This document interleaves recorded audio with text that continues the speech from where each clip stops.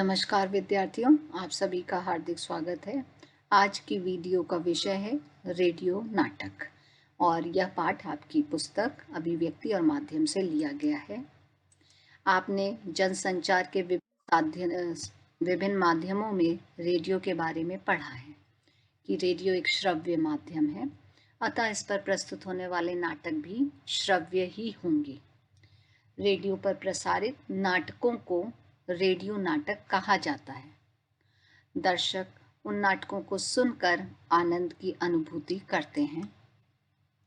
Radio नाटक का इतिहास बहुत पुराना है। जब दुनिया में टीवी या अन्य मनोरंजन के साधन बहुत कम थे, सिनेमा घर एवं थिएटर आदि तो थे, लेकिन आम व्यक्ति वहां जाकर नाटक देखने की बजाय घर पर सस्ते में उपलब्ध रेडियो पर खबर के साथ साथ गीत संगीत तथा नाटक सुनता था और उसका आनंद लेता था।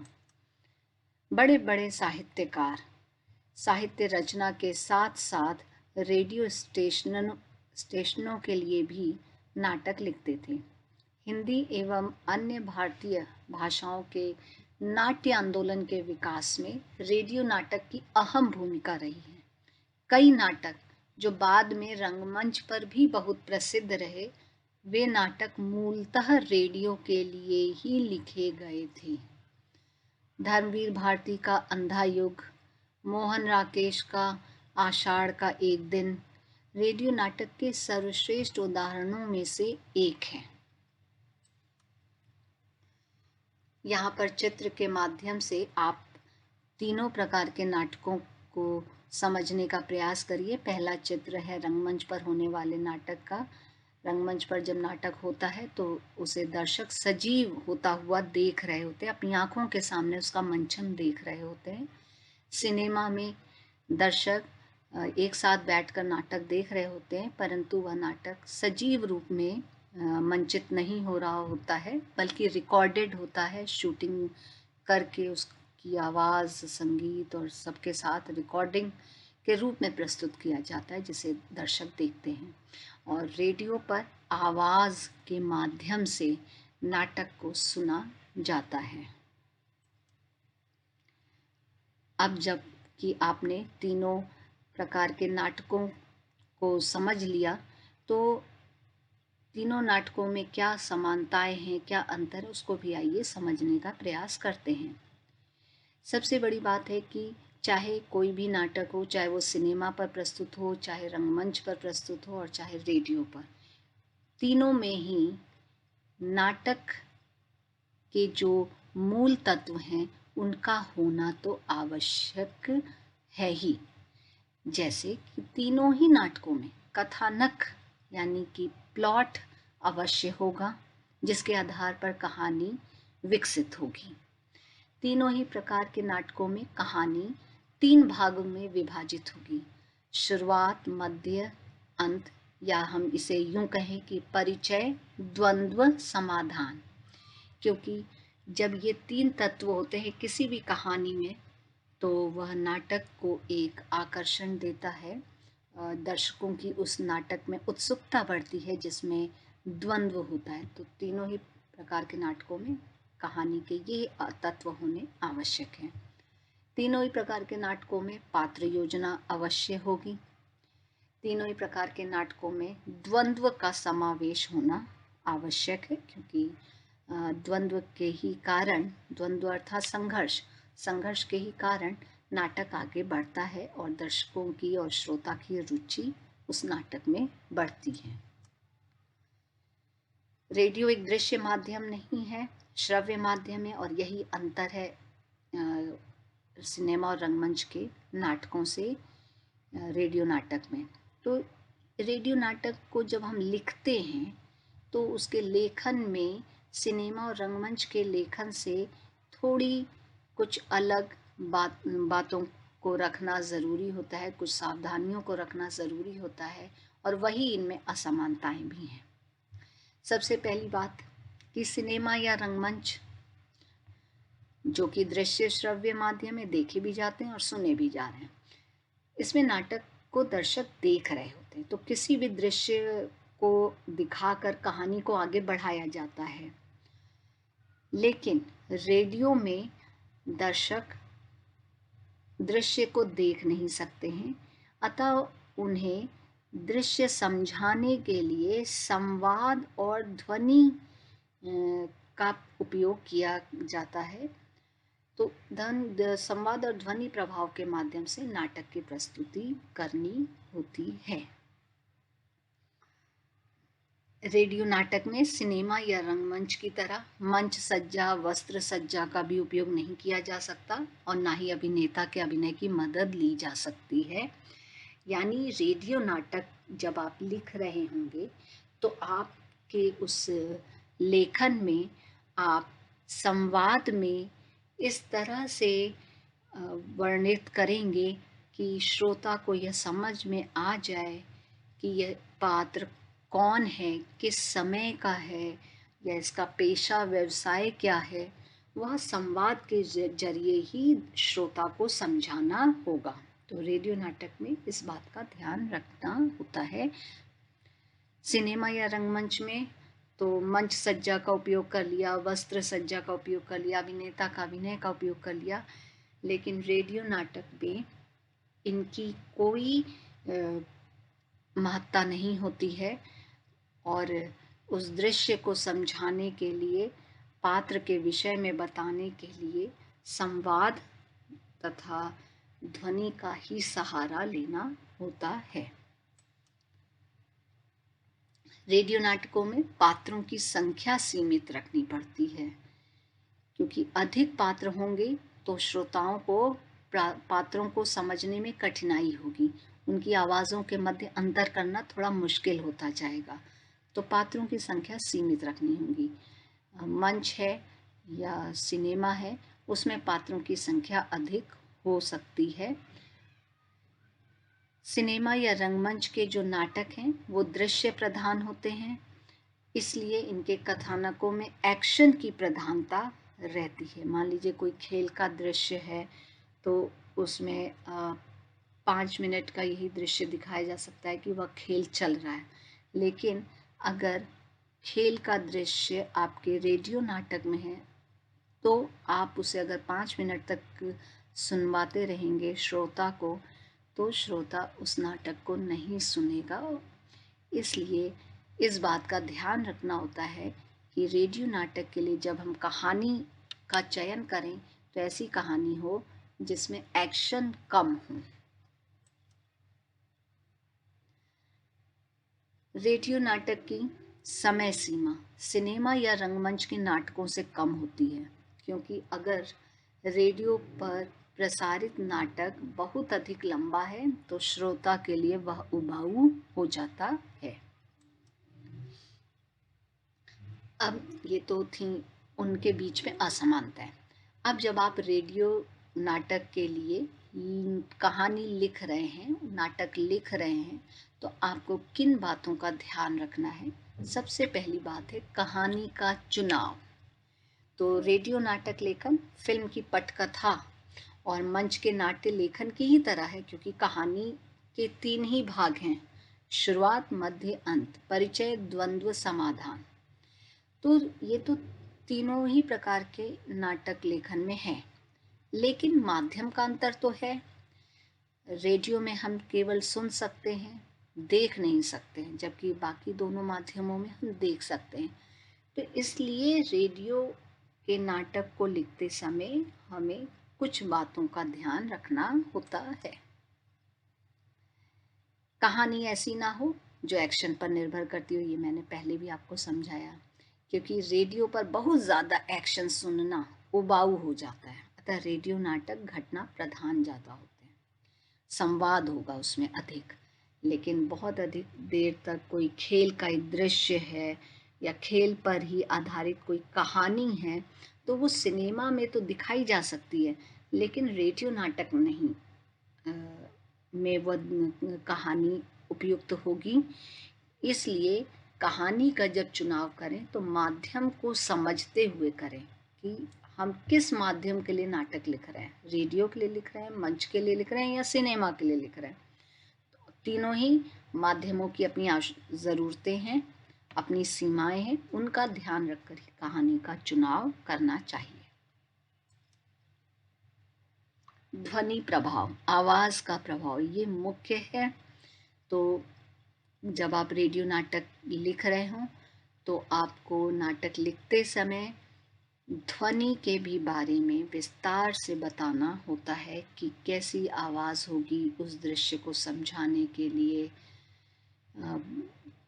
घंटी की आवाज़, पदचाप की आवाज़, बर्तन गिरने की आवाज़, वो सब छोटी छोटी बातें आपको अपने नाटक लेखन में लिखनी पड़ेंगी ताकि उसका प्रयोग करके श्रोता को वह नाटक संप्रेषित किया जा सके, उसको बताया जा सके, सुनाया जा सके। तो रेडियो नाटक केवल सुनने के माध्यम से ही दर्शकों तक संप्रेषित होते हैं। अतः दृश्यों की कमी को पूरा करने के लिए रेडियो लेखन में ध्वनि का विशेष महत्व है। ध्वनि में संगीत भी आता है। जैसे एक दृश्य से दूसरा दृश्य बदल रहा है तो एक विशेष प्रकार का संगीत का प्रयोग किया जा सकता है। जब भी दृश्य बदले तो उससे श्रोता को अंदाजा लग जाएगा कि अब दृश्य बदल रहा है। अभी घर का दृश्य था, अब ऑफिस का दृश्य हो गया, फिर वापस घर का दृश्य आ गया। तो संगीत के माध्यम से इस दृश्य अंतर को दिखाया जा सकता है। एक उदाहरण ले लेते हैं कि दहेज नाटक है और उसमें प्रथम दृश्य दिखाना है। तो जिसमें शहर की सुबह का दृश्य है, एक परिवार में बेटी के विवाह की तैयारियों पर चर्चा चल रही है। अब इस नाटक को आपको रेडियो पर प्रस्तुत करना है जिसे दर्शक श्रोता सुने और उस नाटक का आनंद लें। रेडियो नाटक लेखन में दृश्य नहीं लिखा जाता है, उसकी जगह कट शब्द का प्रयोग किया जाता है। तो कट एक, इसका मतलब हुआ पहला दृश्य। तो लिखते समय, क्योंकि अब आपको ध्यान रखना है कि सुबह पता लग जाए श्रोता को कि सुबह का समय और एक घर का दृश्य है। तो चिड़ियों के चहचहाने की आवाज़, अखबार वाले के चिल्लाकर अखबार देने की आवाज़, कुछ बर्तनों की आवाज़ के साथ स्त्री के बड़बड़ाने की आवाज़। ये तीन तरह की जब आवाज़ों का हम प्रयोग करेंगे तो उससे श्रोता को स्पष्ट हो जाएगा कि हम कौन सा दृश्य दिखा रहे हैं। कि सुबह है, एक घर है जहाँ अखबार वाला अखबार दे गया है और एक महिला है जो रसोई में कुछ काम कर रही है। वह महिला ऊंची आवाज में, सुनते हो, पति हंसने की आवाज के साथ, सुनता ही तो हूं, बोलता कहाँ हूं। पत्नी आवाज में खींच, मैं गीता की शादी को लेकर परेशान हूं और तुम बस मस्खरी करते रहना। दरवाजे की घंटी की आवाज। पत्नी आवाज की तीव्रता धीरे धीरे कम होती हुई। आवाज की तीव्रता कम होती हुई ये इसलिए लिखा है क्योंकि इसका अर्थ हुआ कि घंटी बजने के साथ पत्नी वहां से उठकर किसी दूसरे कमरे में जा रही है। तो उसकी आवाज की जो तीव्रता है वो कम हो गई और ऐसा लग रहा है जैसे दूर से वो बोल रही है। सुबह भी तुम्हारे मित्रों को चैन नहीं। बर्तन पटकने की आवाज़, और बर्तन पटकने की आवाज़ आती है जिससे ये पता लग जाता है कि पत्नी बहुत गुस्से में है। तो इस तरह से आवाज़ के माध्यम से ही सारी बातों को का उल्लेख करना होता है। अगली बात जिसका हमें ध्यान रखना है रेडियो नाटक लेखन में, समय का। इसका जिक्र हमने पहले भी किया था कि रेडियो नाटक बहुत अधिक लंबे नहीं हो सकते क्योंकि दर्शक बहुत देर तक नाटक को सुन नहीं सकते। एकाग्रता की जो अवधि मानी जाती है वो 15 से 30 मिनट की होती है। 15 से 30 मिनट के बाद कोई भी व्यक्ति ऊबने लगता है। तो इसलिए आमतौर पर रेडियो नाटक की अवधि 15 मिनट से 30 मिनट तक होती है। सिनेमा या रंगमंच में तो दर्शक एक जगह बंद कर बैठे होते हैं। अच्छा, एक और यहाँ पर विशेष बात है, ये मैंने जो स्टार में दिया हुआ है कि जो एक जगह बंद कर बैठे हुए दर्शक होते हैं उन्हें कैप्टिव ऑडियंस कहते हैं। जो समूह में एक साथ कहीं बैठकर कुछ देख रहे हैं। तो सिनेमा और रंगमंच के जो नाटक देखने वाले दर्शक हैं वो कैप्टिव ऑडियंस होते हैं, मतलब वो बंधे हुए हैं। लेकिन रेडियो तो घर में सुना जाता है, तो जो श्रोता है वो बंधा हुआ नहीं है, वो ऑडियंस बंधा हुआ नहीं है, वो रेडियो बंद कर सकता है और दूसरा कोई और काम करने लगेगा अगर उसको वो नाटक पसंद नहीं आया। तो इसलिए जो श्रोता नाटक सुन रहा है वह ऊबे ना, हमें समय का ध्यान रखना होता है, 15 मिनट से 30 मिनट। अगर कहानी लंबी है तो वही नाटक एक धारावाहिक के रूप में पेश किया जा सकता है, कड़ी दर कड़ी, और एक कड़ी यानी एक सीरियल का जो समय होगा वो 15 से 30 मिनट का ही रखा जाएगा। फिर अगले दिन उसके आगे की कहानी सुनाई जाएगी। लेकिन एक साथ 30 मिनट से अधिक लंबा रेडियो नाटक अच्छा नहीं माना जाता। पात्रों की संख्या, इस पर भी हम चर्चा कर चुके हैं कि पात्रों की संख्या भी सीमित होनी चाहिए। ज़्यादा पात्र होने से श्रोता पात्रों को लेकर दुविधा में पड़ जाएंगे, आवाज़ में अंतर करना उनके लिए मुश्किल हो जाएगा। अगर संख्याओं में बात करें तो हम ये कह सकते हैं कि अगर 15 मिनट का रेडियो नाटक है तो अधिक से अधिक 5-6 पात्र होने चाहिए। अगर 30 से 40 मिनट का रेडियो नाटक है तो 8 से 12 पात्र, उससे ज़्यादा ना रखें तो अच्छा है। ये सिर्फ एक संकेत मात्र है, ज़रूरत पड़ने पर कम या ज़्यादा पात्र किए जा सकते हैं, लेकिन एक औसतन यही कहा जाता है कि 15 मिनट की अवधि के लिए 5 से 6 पात्र पर्याप्त हैं और 30 से 40 मिनट की अवधि के नाटक के लिए 8 से 12 पात्र। अगर 1 घंटे या उससे ज़्यादा अवधि का रेडियो नाटक लिखना ही पड़ जाए तो 15 से 20 भूमिकाएं भी गढ़ी जा सकती हैं, परंतु यह करना बहुत अच्छा नहीं होता है रेडियो नाटक के लिए। संवाद, अगली बात कि रेडियो नाटक को लिखते समय हमें संवाद में किन किन बातों का ध्यान रखना है। जैसा कि आपने अभी तक जो पढ़ा आपको समझ में आ ही गया होगा कि रेडियो नाटक पूरा संवाद, आवाज़, संगीत पर ही निर्भर करता है कि कितना प्रभावशाली संवाद लिखा गया है, कितना प्रभावशाली संगीत एवं ध्वनि का प्रयोग किया गया है। तो संवाद लिखते समय आपको ये ध्यान रखना है कि संवाद कथानक एवं पात्रों के अनुकूल होने चाहिए। दृश्य निर्माण एवं पात्रों का चरित्र चित्रण भी संवादों के माध्यम से ही किया जाएगा, जबकि रंगमंच पे क्या है, पात्रों का चरित्र चित्रण दर्शकों के एक्शन से भी पात्रों के एक्शन से भी हो सकता है, परंतु इसमें यह संभव नहीं है। संवाद से ही पात्रों के चरित्र के भी बारे में बताना होगा। नाटक के कार्यस्थल, परिवेश आदि को भी स्पष्ट करने में सहायक होना चाहिए। जैसे रात का दृश्य है, आपने 2 पात्र हैं तो रात की भयंकरता पर बात करते हुए संवाद लिखा जा सकता है। कितनी भयानक रात है, आज की अमावस्या की रात तो इतनी भयानक लग रही है। इस तरह के संवाद लिख करके दृश्य निर्माण किया जा सकता है। पात्र संबंधी तमाम जानकारी हमें संवाद के माध्यम से ही मिलती हैं। उनके नाम, आपसी संबंध, चारित्रिक विशेषताएं, ये भी हमें संवाद के ही द्वारा उजागर करना होता है। जैसे अगर पात्र अपनी पत्नी से बात कर रहा है तो उसकी भाषा अलग होगी, उसका बोलने का अंदाज अलग होगा। वही पात्र अपने बॉस से बात कर रहा होगा तो उसकी भाषा और बोलने का लहजा बदल जाएगा। तो इस बात का जिक्र भी रेडियो नाटक लिखते समय लेखक को करना चाहिए। पात्र की पृष्ठभूमि के अनुसार ही संवाद की भाषा होगी। अगर पढ़ा लिखा पात्र है तो उसकी भाषा उसके अनुसार, अगर गांव का पात्र है तो उसकी भाषा उसके अनुसार, अर्थात पात्र की पृष्ठभूमि के अनुसार ही पात्र की भाषा होनी चाहिए। तो संवाद में भाषा का विशेष ध्यान रखना है। और संवाद जिस भी चरित्र को संबोधित है उसका नाम लेना ज़रूरी होता है, क्योंकि श्रोता देख नहीं सकता कि राम श्याम से कह रहा है कि राम मोहन से कह रहा है। इसलिए राम जब भी कोई बात करेगा तो वह नाम जरूर लेगा कि श्याम, या अगर वह मोहन से कह रहा है तो मोहन, ताकि श्रोता को स्पष्ट रहे कि वह किससे अपनी बात को कह रहा है। अगर कोई पात्र कोई एक्शन कर रहा है या हरकत कर रहा है तो उसे भी संवाद के माध्यम से अभिव्यक्त करना चाहिए।